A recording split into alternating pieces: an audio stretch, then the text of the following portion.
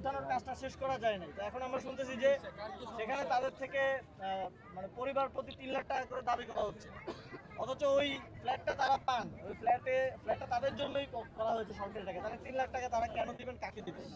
তো এইভাবে আবাসন প্রকল্পগুলো করে এখান থেকে এক ধরনের রাজনৈতিক ফাইন্যান্সিয়াল ইকোসিস্টেম তৈরি করা হয়।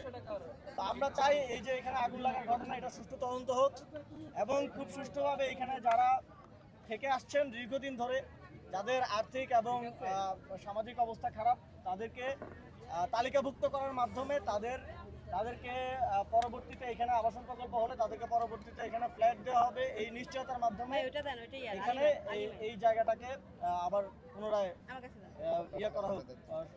সরকার দায়িত্ব নিয়ে এই জায়গাটাকে পুনরায় আবার ডেভেলপ করুক এবং তাদের পুনর্বাসনের একটা ব্যবস্থা করুক। পুনর্বাসন ছাড়া, এটাকে এক ধরনের পুনর্বাসন ছাড়া যদি এই জায়গাটা উচ্ছেদ করা হয়, তাহলে আমরা মনে করবো এটা রাজনৈতিকভাবে দখল করা হবে।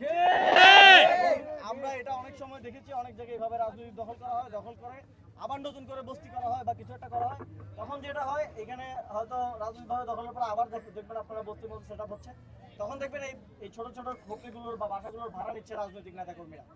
তো আমরা স্পষ্টভাবে আজকে দাবি জানাচ্ছি যে এই জায়গায় যারা এতদিন ধরে থেকে আসছেন, তাদের মধ্যে যারা খুব আর্থিকভাবে অসচ্ছল, অবশ্যই তাদের পুনর্বাসনের ব্যবস্থার মাধ্যমে এই জায়গাটা এবং ক্ষতিপূরণের মাধ্যমে এই জায়গাটা একটা নতুন ব্যবস্থার দিকে যেতে হবে। এটা আমাদের জাতীয় নাগরিক পার্টির পক্ষ থেকে দাবি।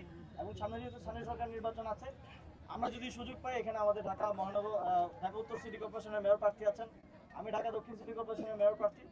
আমরা যদি সুযোগ পাই তাহলে অবশ্যই এই ধরনের ঢাকা শহরে আরও যত খাস জমিতে বস্তি এবং এই ধরনের সমাজের যারা হচ্ছে সুবিধাবঞ্চিত শ্রেণীর মানুষজন থাকেন, তাদের পুনর্বাসনের মাধ্যমে আমরা এই জায়গাগুলোর ব্যবস্থা গ্রহণ করবো। কোনো ধরনের আগুন সন্ত্রাসের মধ্য দিয়ে বা হামলা করে নোটিশ ছাড়া ভাঙচুরের মধ্য দিয়ে আমরা এগুলো রাজনৈতিকভাবে দখল কাউকে আমরা নিজেরাও করবো না এবং কাউকে করতে দিই। আপনাদের সকলকে ধন্যবাদ।